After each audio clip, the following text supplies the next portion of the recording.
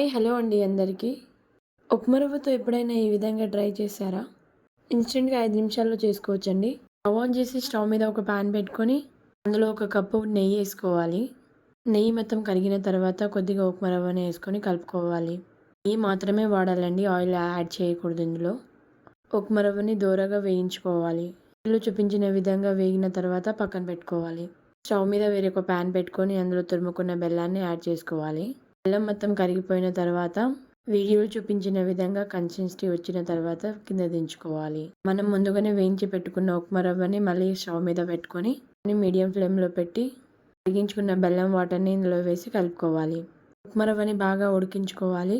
కలుపుతూనే ఉండాలండి, లేదంటే అడుగు మాడిపోతుంది. చూపించిన విధంగా రాగానే కింద దించుకోవాలి.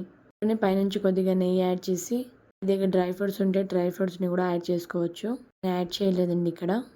అంతే అండి, ఇన్‌స్టెంట్‌గా ఉప్మా రవ్వతో స్వీట్ రెడీ అయిపోతుంది. స్వీట్ తినాలనిపించినప్పుడల్లా ఈ విధంగా చేసుకున్నానంటే టేస్ట్ బాగుంటుంది.